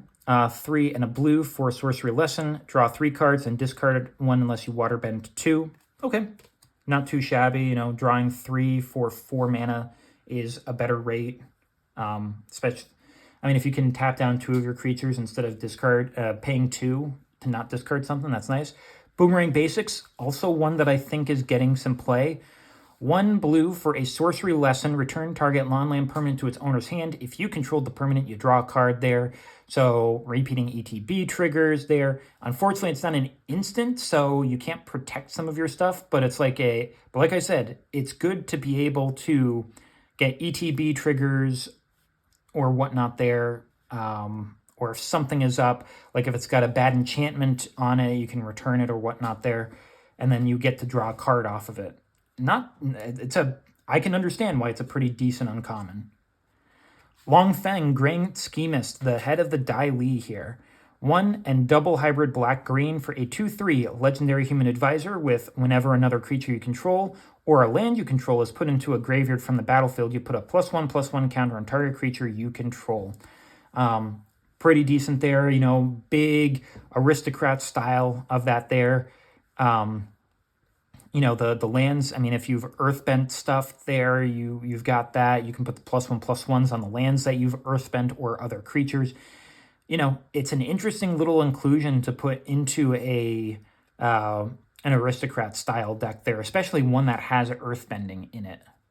I very much dig it. Jet's Brainwashing, I mean, with the Ty Lee Grand Secretariat. Why did I say Grand Schemist? It's Secretariat. Jet's Brainwashing, 1 red for a sorcery with kicker of 3. Target creature can't block this turn. If the spell was kicked, gain control of it until end of turn, untap it, and it gains haste until end of turn, and you create a clue token. So, you know, a little bit of active treason effect there. A little bit of Explore, so good old classic Explore. 1 and a green, sorcery, can play additional land this turn, and you draw a card there. Not too shabby. Always good to get more artworks. Feed the Swarm, another good removal spell. More artworks is good. And you've got these Buzzard Wasps. 1 and a black, sorcery, destroy target creature or enchantment opponent controls, and you lose life equal to its mana cost, mana value there. It's honestly just a good removal spell. Inspiring Call, 2 and a green, instant. Draw a card for each creature you control with a +1/+1 counter on it, and then those creatures gain indestructible until end of turn. Nice little extra stuff there. You know, drawing a card for every one of your +1/+1 creatures there. They gain indestructible. I think we got something recently like this in a Secret Lair. That this is probably going up before I get that Secret Lair up, most likely. But yeah, I mean, I think this is going to be good in any of those decks that deal with a lot of +1/+1 counters, like the Tidus Precon. And I have a feeling that this is in there, and if it isn't, it's going to be an auto include to upgrade it. And another forest. So our first repeat forest. I don't really see Momo on this one whatsoever, so I'm not sure there. But that is going to be the end of those ones there. First rare, Firelord Zuko. Okay, so the other artwork of it. I'm not too fond of getting duplicates unless it's something that I know that I will be using. But if it does have multiple artworks, I'll definitely take the other artworks there. So, you know, this is just the traditional one where it's, instead of in the midst of the Agni Kai, this is actually Firelord Zuko after the series comes to a conclusion, and he's, taking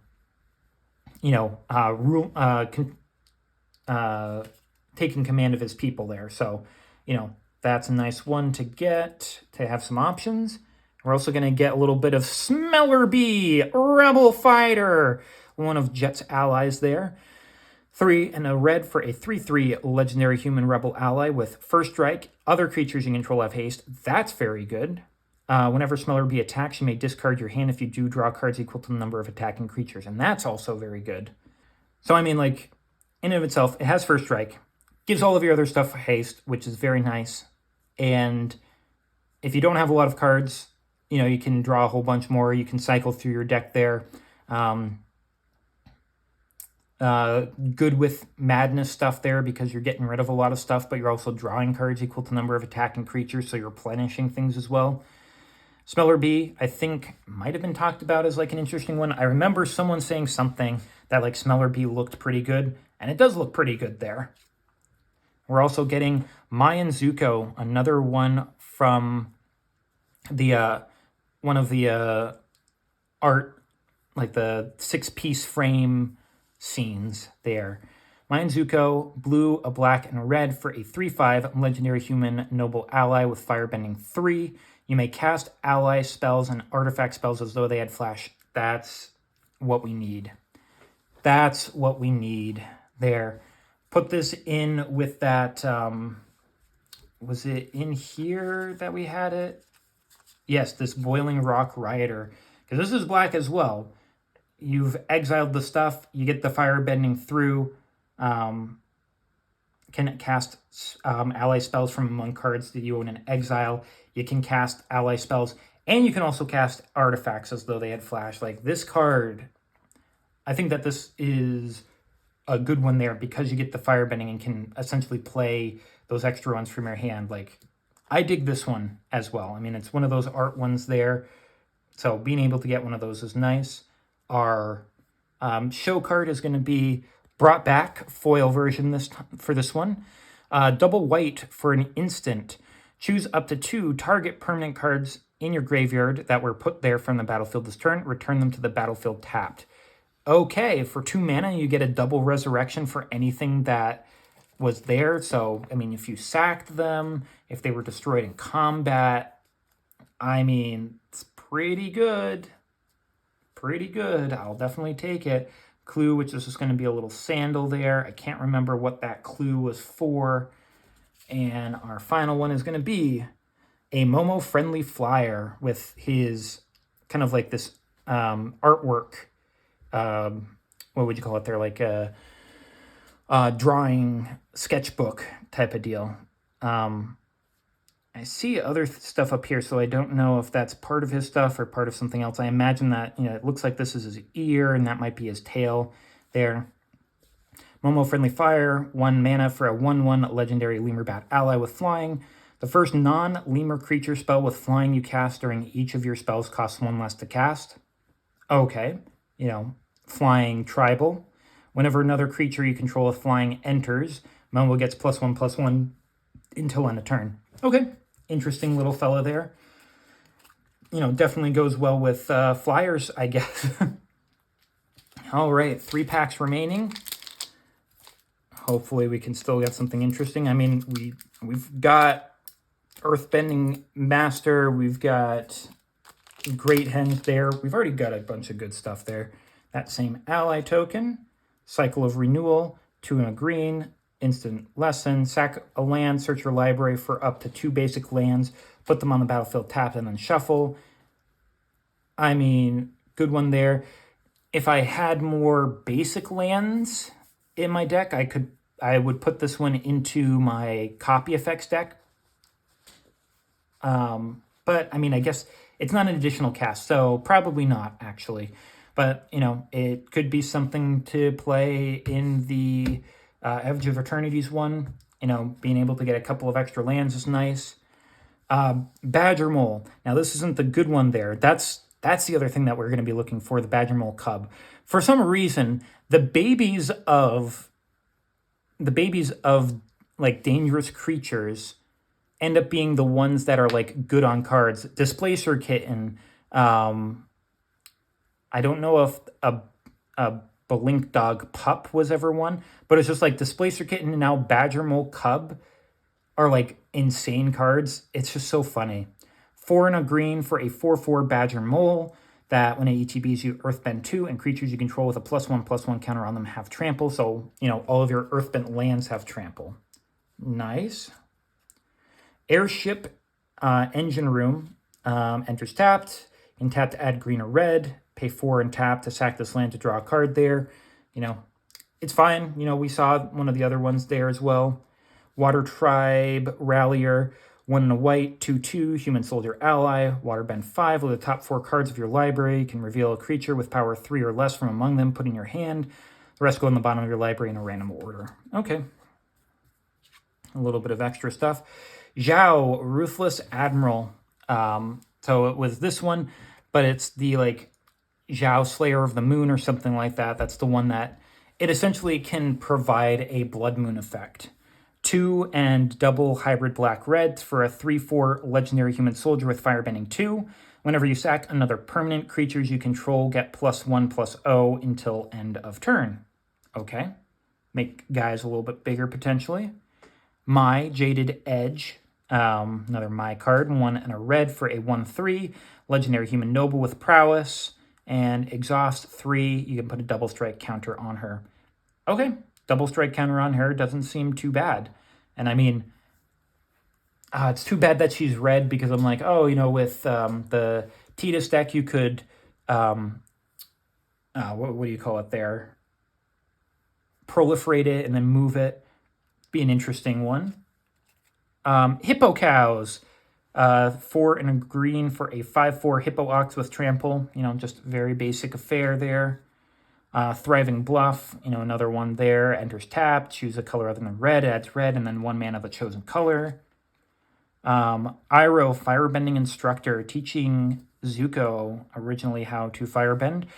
2 and a red, 2/2, legendary human noble ally. Whenever it attacks, attacking creatures get +1/+1 until end of turn there. Okay. And land. Yep. Appa in the plains. Maybe we didn't actually have this one. I'm not sure if this one looks familiar, but it's a nice one there. I mean, he's going over Bossing Say. Very, very beautiful one. Probably my favorite one of the arts so far. Okay, first rare is going to be Bossing Say. So very, very, very, it was meant to be with these two in the same pack. Bossing Say, a land enters tapped unless you control a basic land, can tap to add a green. And for 2 and a green, you can Earthbend 2, activate all his sorcery.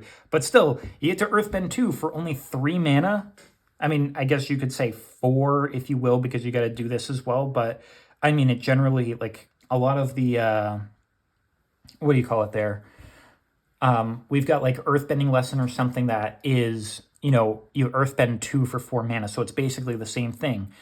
This is also not a legendary land, kind of similar with Realm of Ko, so you can use this effect multiple times. If you've got, this and the ability to do the other stuff on there, you can Earthbend a whole lot. I mean, especially if you've done this tectonic split and each of your things tap for 3 mana, they're just like, yeah, tap this and then 1 other land, I Earthbend 2.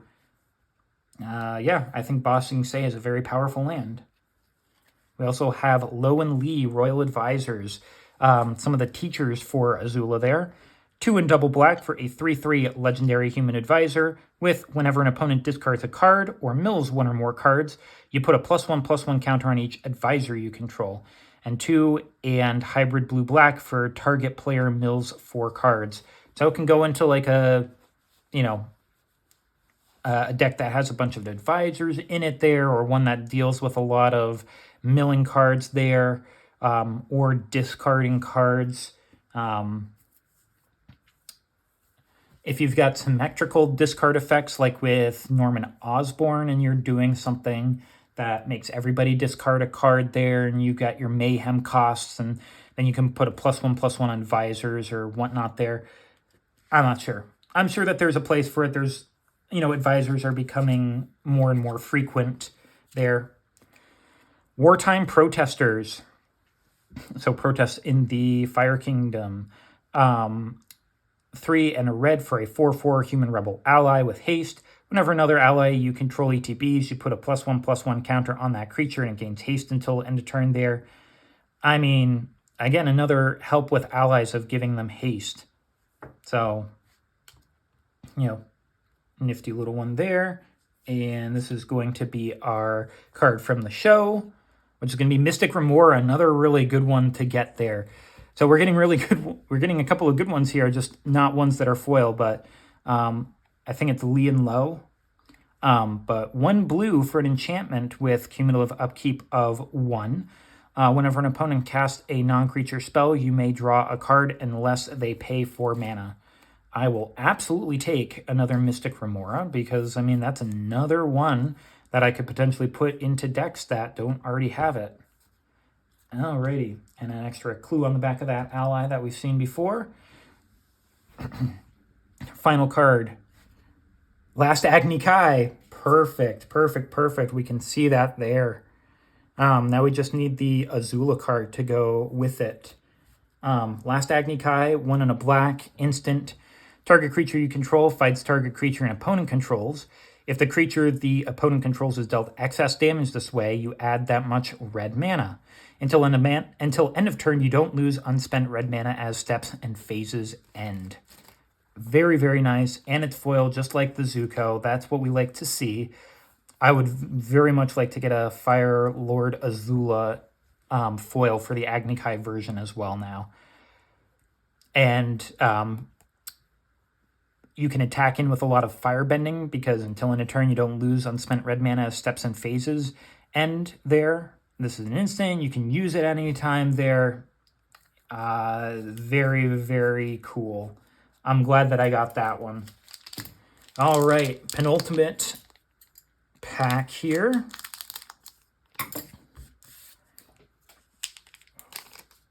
All right, another art card with Zhao Moonslayer. That's what we were looking for in an actual card, but we'll see. North Pole Gate, so the white-blue version of the sacrifice lands that we've gotten. So now we've gotten 3 of them, of the probably 10. Rowdy Snowballers, 2 in a blue, 2/2, Human Peasant Ally, ETBs, tap target creature and opponent controls and put a stun counter on it. I want to be able to find a way to get more stun counters on things so that I can proliferate them and move them around with the Tidus Proliferate Precon deck. Flexible Waterbender, 3 in a blue, 2/5, Human Warrior Ally, Vigilance, Waterbend 3, base power and toughness, become 5/2 until end of turn, just swap them around. It's an interesting little one, but it's a lot of mana to do it. Sermon of the Pass, another version of this one here that we had, just a different one there. 5 in double blue for a 6/5 Serpent. If there are 3 or more lesson cards in your graveyard, you can cast this as a red flash, and the spell costs 1 less to cast for each non-creature, non-land card in your graveyard. So, it can be similar to like Tolarian Terror or some of those other ones where you get enough stuff in your graveyard and you can play it for only 2. Good little uncommon. Toils of War. Poor old monk Gyatso left where he was. White and a black for an enchantment. When this ETBs, you create a clue token. Whenever you sack a permanent during your turn, you create a 1/1 white ally creature token.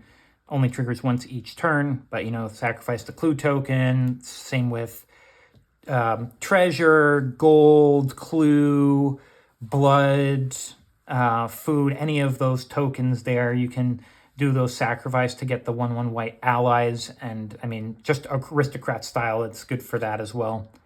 War Balloon, 2 in a red for a 4/3 artifact vehicle with flying. 1, put a fire counter on this vehicle. As long as this has 3 or more fire counters on it, it's an artifact creature. Crew 3, so you can crew it for 3, and each turn you can be putting mana in to just make it a creature if you really wanted to. You can, on its next turn, make it a creature if you wanted to. Thriving Grove, same thing for the other Thrivings. It's green and the chosen color. All right, Wolf Cove Villager, 1 white, 2/2 Human Peasants, enters tapped. Kind of like that one zombie there. That was black. Cracked Earth Technique. It almost looks like a chibi Toph in this image. It's a little bit funny. 4 and a green for a sorcery lesson, Earthbend 3. Earthbend 3 again, then you gain 3 life. Okay, so you double Earthbend, get 2 3/3s, and you also gain a bit of life as well. Okay. And our first mountain there does not have Appa or Momo on it, so I'm imagining this might be the Momo one there. But, it'd be pretty great. We've got 1 more land left if it was another mountain. I do have another box, so, we've got a whole another 12 after that to try to find the cards as well. First rare, Sandbender's Scavengers. So sandbending, again, another earthbending style that we haven't seen a whole lot of there, kind of like the vine benders that we saw with waterbending. White and a black, 1/1, Human Rogue. Whenever you sack another permanent, you put a +1/+1 on this creature. When this dies, you may exile it. If you do, return target creature card with mana value less than or equal to the number to this creature's power from your graveyard to the battlefield. I think that this is very good. Again, it's another aristocrat style thing that you could put in with the Monkiatsu thing that we saw there, the Toils of War. There, it's creating a token, just create more tokens and you can make this big. And if something's in your graveyard and this dies, it's like, oh, I'm bringing back another big thing. And also Boomy, Eclectic Earthbender. Yay, Boomy. 3 and double green for a 4/4 legendary human noble ally. When it ETBs, you Earthbend 1. And whenever Boomy attacks, put 2+1/+1 counters on each land creature you control. So you Earthbend a lot of stuff. Those lands are getting big. So, you know, pair it up with like Toph or something there, and it's doing a lot. We're also going to get a little bit of Master's Guidance. 2 and a green for an enchantment. Whenever you attack with 2 or more legendary creatures, you put a +1/+1 counter on each of up to 2 target attacking creatures. At the beginning of your end step, if you control a creature with power 4 or greater, you draw a card. I mean, just being able to draw an additional card for having a big creature is pretty nice. And it's funny to see a Firebending or Fire Nation card on a green card. You know, just an interesting thing there. We are going to get our episode card, which is going to be Fire Nation Tank, which is a Noxious Gearhulk. I'll certainly take some more of these. 4 and double black for a 5/4 artifact creature construct with menace. When it ETBs, you may destroy another target creature. If a creature is destroyed this way, you gain life equal to its toughness. So you destroy something and you get to gain some extra life. Pretty good. I'll certainly take that. And we've got our Zhao Slayer of the Moon there. I have a little bit of that Blood Moon effect. And our final card is going to be another Sandbending Scavengers. So we double up on that card in this pack here. As we can see right here, it's at the bottom of all of these. So not the greatest since we've already gotten one there. But, I mean, if we're doing something like a standard deck or can have multiple in there, can certainly give it a try. I mean, they probably can put in more than one Aristocrat-style deck. Another Kyoshi Warrior ally, but it's not a warrior, it's just an ally. Fire Nation Raider, 3 and a red, 4/2 Human Soldier with Raid. ETBs if you attack to create a clue token. Okay. Wall Top Sentries, 2 and a green, 2/3 Human Soldier ally. Reach and Death Touch. Interesting. When this dies, if there's a lesson card in your graveyard, you gain 2 life. Okay. Pretending Poxbearers. 1 and a hybrid white-black for a 2/1 human citizen ally. When this dies, you create a 1/1 white creature token. You just put a bunch of those Pentapus markings on people to make this deadly affliction, but the Fire Nation will never know. Ruinous Waterbending there, absorbing all the water from flowers, this Bloodbender. 1 and double black for a sorcery lesson. As an additional cost to cast a spell, you may waterbend 4. All creatures get -2/-2 until end of turn. If this additional cost was paid, whenever a creature dies this turn, you can gain 1 life. Seems like it'd also go really, really good in a Massacre Girl deck where you do the -2/-2 on a bunch of stuff, and do the waterbend effect there, gain the, and then you put the Massacre Girl out there, make everything essentially die at that point, and then, gain a bunch of life as well. Jet Freedom Fighter. And there's Smellerbee. 2 and triple hybrid red-white for a 3/1 legendary human rebel ally with when Jet enters, he deals damage equal to the number of creatures you control to target creature an opponent controls. And when Jet dies, you put a +1/+1 counter of each up to 2 target creatures. So, his 2 allies that are with him there, he enters, deals damage because, he's a freedom fighter and hit and run tactics. And then he does eventually die, and then, his allies take up his mantle. Trusty Boomerang, not the Boomerang basics, just Trusty Boomerang. 1 mana for artifact equipment. Equipped creature has pay 1 and tap it. Tap target creature. Return Trusty Boomerang to its owner's hand. Equip cost of 1. It can keep on going on to the Sokka card that we had there. I don't know if it was in here. Nope.